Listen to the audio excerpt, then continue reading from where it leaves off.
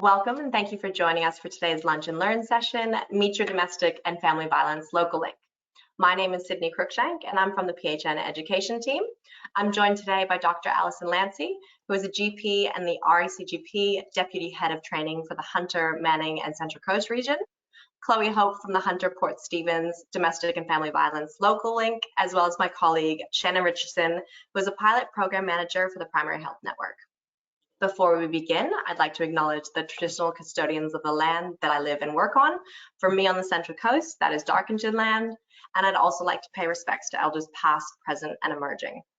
A few things to let you know about this session. It will be recorded and available for you to view in our education library in a few days' time, as well as a copy of the presentation slides.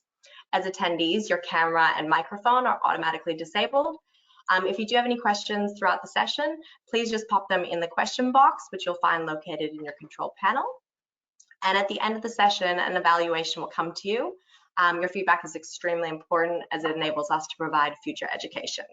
Now it's my great pleasure to introduce Dr. Alison Lancey. Take it away. Thank you very much for that. That's a lovely introduction. So my role here with the PHN could have started last year when I was in my role as a Deputy Regional Head of Education for Hunter, Manning and Central Coast. I was doing a presentation for our registrars on domestic and family violence and abuse. And I invited the PHN team to come and be part of that session because I had found out about this program, which is an amazing program, and I'm really excited that you're here listening in to what this project is about. So this is a Safe and Healthy project. It's a Commonwealth-funded pilot that's providing free training to primary care doctors, nurses and staff, practice staff, with the aim to increase their confidence and awareness to spot the signs of domestic and family violence and abuse, start the conversation with your patients, and then to link these patients in for support. So as part of this trial and the funding, they've got a new position, which is the Domestic Family Violence Local Link, and you're going to meet Chloe because this is your contact person, and she does an amazing job, and she can help case manage, she can provide you with advice, she can do lots of things, and we're going to talk to her in a moment.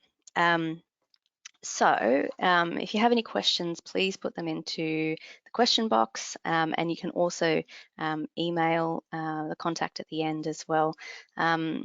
So let me continue on to why this project has come about and why it's so important and why it's so important that you're also here today. So in terms of domestic and family abuse and violence, the reason why the funding has come about is because it is actually a public health issue. So domestic and family violence and abuse is the highest disease burden for women aged 18 to 44 years. So it's higher than alcohol, tobacco, illicit drug use, obesity, workplace hazards, all those sorts of things. It contributes about 5% of the burden of disease to women in that particular age group.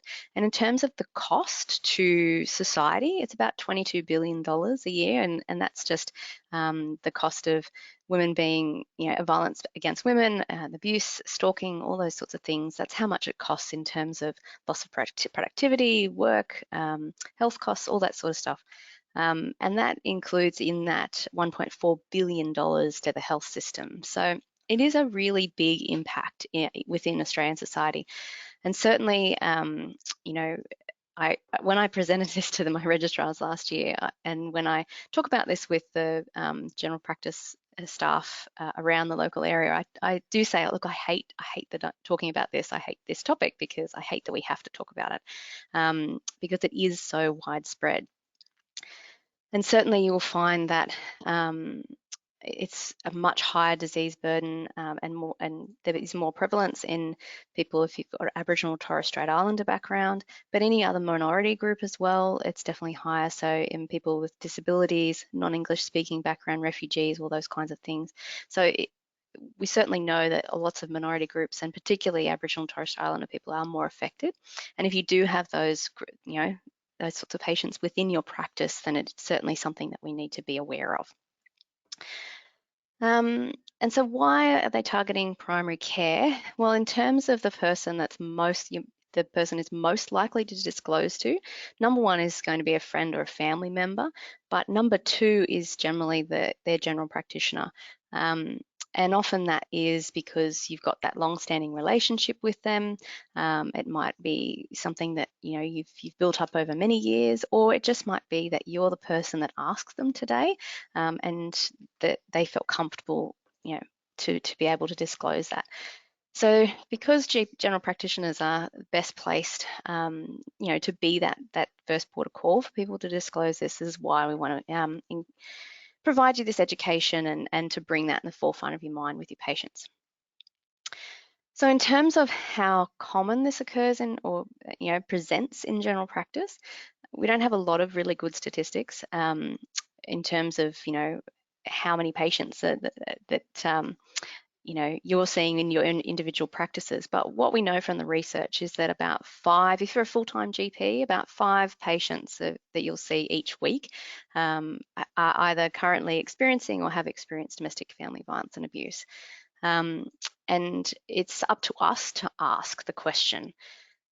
And it's funny because I had not a couple of years ago when we were presenting this topic to our registrars, we got feedback from one of the registrars saying, I don't know why I had to sit through this. I'm a male GP. My patients are not going to tell me about this stuff. I don't deal with women's issues. I think it was a bit not relevant to me and my situation. And we certainly know from the research that it doesn't matter your gender in terms of if they're more likely to disclose to you or not. So patients who have experienced this are just as equally likely to disclose to a female practitioner as they are a male practitioner. And certainly, male practitioners tend to work more hours a week, if women are going taking maternity leave or dropping their hours to part-time for childcare, those sorts of things. And so if you're a male GP, you are actually probably more likely to be seeing these patients or higher numbers of these patients each week.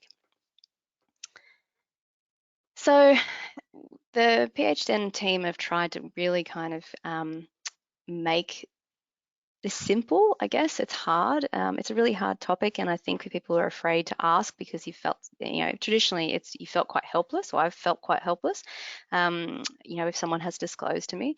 And that's the beauty of this amazing pilot program, because now there is a local person that you can talk to. There is a case management. There is, case management teams that work with the police, with education, with housing, all those sorts of things. We've certainly got this amazing resource now that we never had before. So that's why this is so amazing, and why I'm so excited and been really keen to be involved with the team. So in terms of responding, we run additional education in practice with the general practitioners and different practices. So I've run a couple of these with a number of practices so far, and we'll talk more about that as we go. But the first session is very much aimed at the whole practice, and looking at your reception staff, your admin staff, your nurses, your any allied health that you've got working with you, as well as the doctors, so that we can, as a society, learn to spot the signs within our family, within our friends, within our patients. And it's not always obvious. It's not the bruise, the injury, the detail that doesn't match up. It's not often that. It's often, the patient that's presenting with mental health issues, the patient that is a bit difficult, the heart sync patient that cancels at the last minute, that tends to be maybe a bit flaky, the patient that presents with, somatic-like symptoms that you can't get to the bottom of. And often these can be the signs that something else is going on in their life, be that domestic or family violence or abuse. And this is where we should be asking the questions. And certainly that starting the conversation is really important. And that's often hard. I think, especially as GPs, you're often in 15-minute appointments, and then you want to ask the question, and then you're looking at the time knowing if I ask this question and they do disclose, then I'm going to be running even more late. And it is hard. But starting that conversation is really important, and they may not disclose to you at that first time that you ask, but you present yourself as someone safe, as someone that's willing to ask that.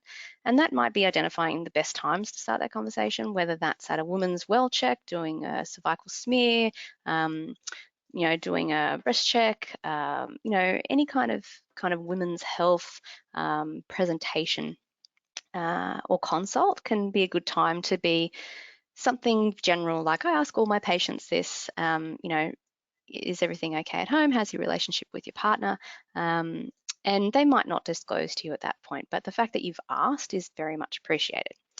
And then you've got the more direct questions that could be as a result of you can't get to the bottom of what's going on, the story's a bit odd, there might be a lot of somatic stuff, mental health issues that you can't get on top of. And the more direct questions can be around, is there something else going on at home that might be contributing to this or might be affecting your health? Something simple like that. Or it might be, when I see injuries like this, it does make me worry that there might be domestic violence or abuse occurring towards this person. I'd like to ask if that's happening to you. So you can see how you can start with very general, open kind of questions, very kind of generalizing and normalizing to the patient. I ask all my patients this, can I ask this of you, to the very kind of direct ones. And then it's about linking for support, and that's where Chloe comes in. And sometimes you won't have time to be doing the full risk assessment to do all that kind of thing, but that's where Chloe is amazing. And certainly that early intervention, it starts with that conversation. It starts with us being willing to ask, and also expecting that they may actually say, yes, this is occurring for them, and knowing what to do. So in terms of starting the conversation, so this is basically what I was talking about before, how are things at home? Is there anything else that might be happening that might be affecting your health? And then more direct questions as well. If the patient talks about, we've been fighting, my partner and I have been fighting at home, I've been having some difficulties in my relationship. Oh, okay, well, what happens when your partner gets angry? What happens during those arguments? And then, again, a normalizing statement. We know that domestic violence and abuse is common, and sometimes partners will use, physical force. Is this happening to you? That more direct questions. And then it is very much about listening and acknowledging that you're listening. And this is one of the things that I see my registrars not doing so well at the moment, and we're working with them, but that acknowledging that you're listening. So listening to the story and going, I hear what you're saying. Look, I believe what you're telling me. I care about what's happening to you. As your doctor, I'm here. Is there something that I can do to support you through this? And validating their feelings as well. The reason why people don't like to disclose is because they're worried about not being believed. And so that validating that, I'm so sorry this is happening to you. Everyone deserves a chance to feel safe at home. Thank you for telling me this is not your fault. I think that's really important to convey that this is not your fault that this is happening to you. And then the encouragement of action. So do you mind if I ask you some more questions about your risk to help keep you safe? Before I leave, I'd like to develop a safety plan with you. Is this okay? And I would like to link you in with a specialist support service. Is that okay? And that's where your local link comes in. And now we have, the PHN has developed this action plan that can be downloaded into Best Practice and Medical Director so that will auto-populate. It doesn't auto-populate everything, but it will auto-populate something, particularly on the first page. And when we do the full training with the practices, we bring copies of this so that we can go through it with you and how to do the risk assessment. But the patient details, it talks about, who else is at home, but also safe methods for contact and safe times for contact, alternative methods for contact. If you don't have time to do anything else, you can send the front page of that as a referral, and Chloe will follow it up and do the risk assessment. But obviously, if you're really concerned about someone, we would ask you to also do the risk assessment that comes with that. And that's basically 10 questions to help identify, is this person high risk? And they include common things like, is this person pregnant? Is strangulation occurred? Really high risk things that this patient really needs to be seen by the service or be followed up quite closely and quite quickly. So, and then the last page is about a patient plan. So, supports, referrals, goals of the client, and when you're going to follow up with them. So, as a minimum, you can just send the front page if that's all you've been able to do today with the patient, but it'd be great if you can start looking at that risk assessment and thinking how you might work through that with your patients. Now, so I'm going to hand over to Chloe to talk to you about what she does. Cool, thank you, Alison. Hello, everyone. So I am the Domestic and Family Violence Local Link for the Hunter Valley and Port Stephens area. So I cover quite a large area. And so basically what will happen is after you've sent through the referral, either via medical objects or via fax, or I do take them by phone call if that's all you can manage as well. So after that referral has been received, I will send you back a confirmation just to let you know that it has been received and it has been actioned. From there, I will call the client within 24 hours. So I am required to follow up with the client once within the first 24 hours and then attempt 3 times within 5 days. So I will give your client three attempts to get in contact with them. I will also send text if it's safe and leave voicemails if it's safe as well. And then if I can't get in contact with them, I will let you know either by medical objects or however you've sent the referral through to me. I also give my GPs the option to have me attend another appointment, like a follow-up appointment if I haven't been able to get in contact with them. So that's the option if they haven't answered. If they have answered, I will run through what's a longer version of the risk assessment that is on the Domestic and Violence Action Plan. So my risk assessment has 25 questions, and it assesses things like, have you been strangled? Are you planning on leaving the relationship, or have you left within the last 12 months? Are you pregnant? All of those sorts of things. So once I have received a referral, I will talk through that risk assessment with the woman. I'll also talk to her about her situation and just see where she's at and what kind of services that she requires. And then the last thing that I will do with the woman is safety planning. So if there's anything that she needs to feel more safe in her home, so whether that's like a safe phone, we have safe phones. If she feels like the perpetrator is watching her phone, or helping her develop like a code word with her neighbours so that they know, yes, now's the time to call the police, that sort of thing.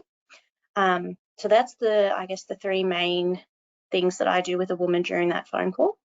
And then from that, we provide referrals to other services or help her directly, or we can also provide court support. And then once I have completed all of that, I will send through an email or a phone call or medical objects and let the GP know what the outcome of that was.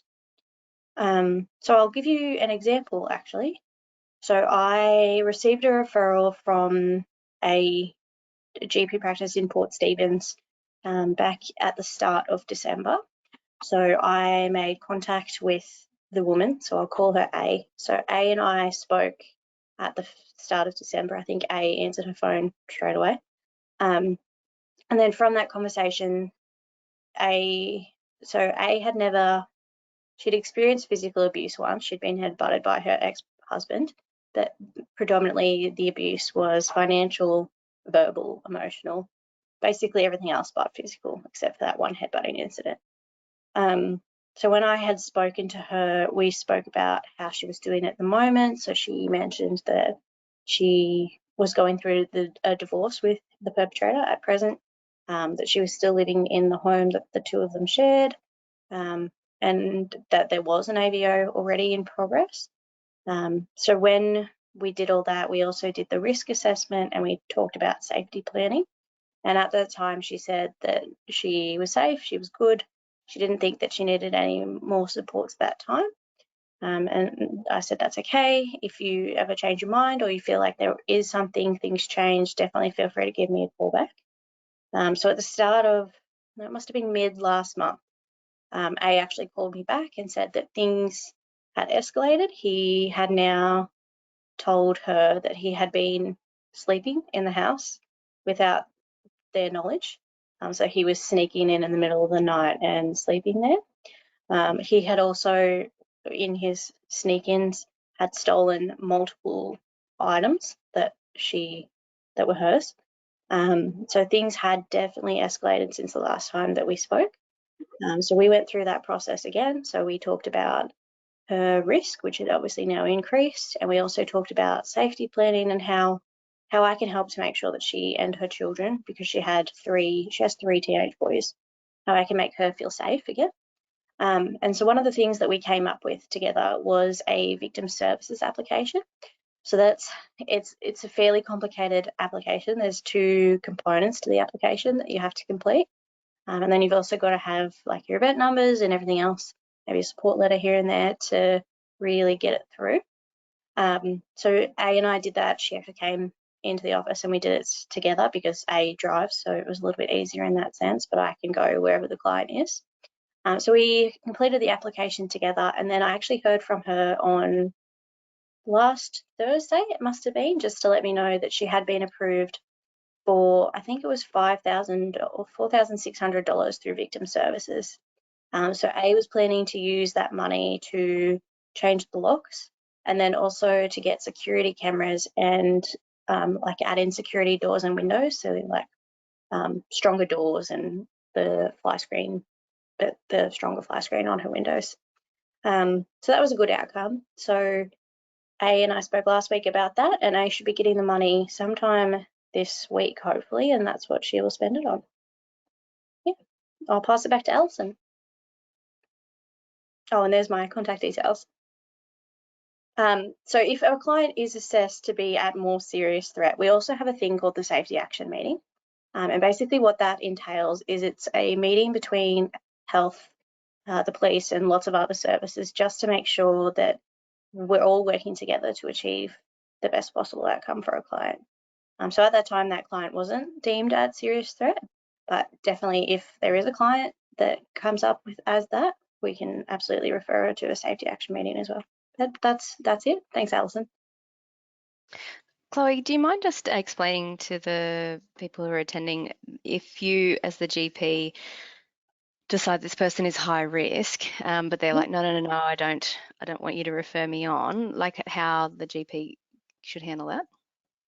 Yes, so if a client comes through as high risk, technically you don't need a client's consent to refer to a safety action meeting because they are at that high risk. And our goal ultimately through the Safer Pathways legislation is to prevent women from dying. So if a client does come through at that higher risk, you're more than welcome to give me a call and just say, hey, this is the woman. I have these high concerns for her. Can we refer her to the safety action meeting, or what were your thoughts basically? But yeah, technically you don't need consent if a client is at that higher risk. It's always good to have it just because they're more likely to stay engaged with whatever we put in place. But yeah, you don't technically need it. Thanks for that, Chloe. I think that's always the concern when I've been speaking to the GPs. They're like, oh, you need the consent. And I'm like, not if they're really high risk, if they're really concerned about them. So I think it's good to clarify that. Absolutely. Thank you very much. So hopefully everyone has been able to get Chloe's contact, and you'll be able to have a look at the slides after this.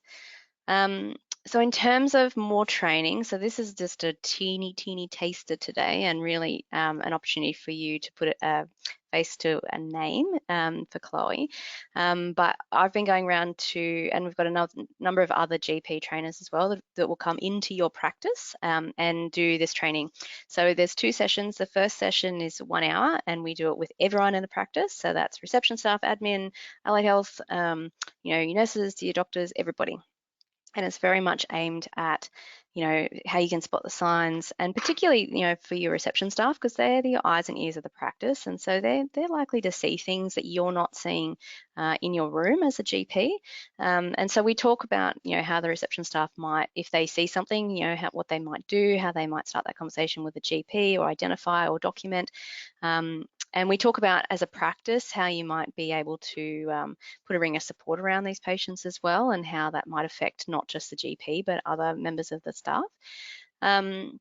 And so that first session is just very much just about spotting the signs and how to start that conversation, and thinking about it, well, how can you have this conversation too with your friends and your family, maybe not just with the patients. Because when I started doing this, when I first started doing the talk with my registrars last year, and the more that I've done this work with the PHN, the more I've come to realize how much that domestic family violence and abuse has affected my, members of my family, multiple friends, my friends, new partners, their history, my best friends, it's so prevalent in our society. So I think it's a great opportunity for us to provide this education, not just to your clinical staff, but to everyone in the practice, because it is so widespread in our community. And certainly it empowers everyone in your practice to be able to identify this and to know what to do if someone does disclose to them. Because, as we talked about before, the most common person that you're going to disclose to is a friend or family member. So that's the first session. The second session is another 1 hour session, which we'll come back and do either a week or 2 weeks or a month later, however long the gap is. And that one is mainly targeted at your nursing staff and your doctors in the practice. And that we'll talk through some case studies. So I'm in the process of writing those at the moment, looking at, because it's not common that you get the patient that comes in with a black eye or with the the current kind of injury that's a high risk person that you need to do something about. And certainly we talk about a case like that and how you might, handle that in an appointment within your time structure, that kind of thing. But quite frequently, it's the patient that you've been seeing for 5, 10 years, maybe longer, that's been a long-term member of your practice, that you just happen to ask today, how they were going, how the relationship with their partner was, and they've disclosed to you today that, and it's been a long ongoing issue. It might not be, violence, but it might be emotional abuse or financial abuse or anything like that. And the patient maybe hasn't realized is actually, comes under that domestic family violence and abuse, and that is not okay in relationships.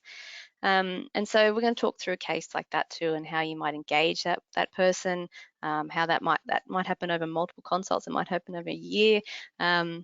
And how you can still link for support. And we talk about recording as well, particularly if there's likely to be court things and that come up, and also how you can handle this as a whole practice. So it's very comprehensive, the education, and we would strongly encourage you, if you haven't already, organise it within your practice, to get in touch. We've got the contacts here up on the screen now. If you can email the contact and say, yep, we really want our practice to be involved with this. It's really important. We want to get involved. We want to know more. We want to have that education. So please get in touch with the PHN and if you're keen for your practice. And certainly we can organise that at a time that suits you. I've done before the start of the day, I've done like 8 a.m. ones, and I'm doing a couple of 6 p.m. ones, and I've done lunchtime ones. So we can definitely be flexible for when we come and do that with your practice. But I would strongly encourage you to be doing that education. So yeah, so thank you very much. I don't know if there's any questions or if anyone wants to ask anything before we finish up. No questions have come through at this time, but if you do have any more as well, you can reach out to the local link, Shannon, Steph, Alison, any of the above. Thank you for the wonderful presentation, and as well for Chloe for providing a real life example, because I think it really puts some good context to this and to help GPs see what avenue to take and where it also goes at the end. But thank you, Alison, so much, and Shannon, Steph, Chloe, everyone for attending today. And this session will be up in a couple of days in the library. Thank you very much. Thanks, Alison. Cheers. Bye.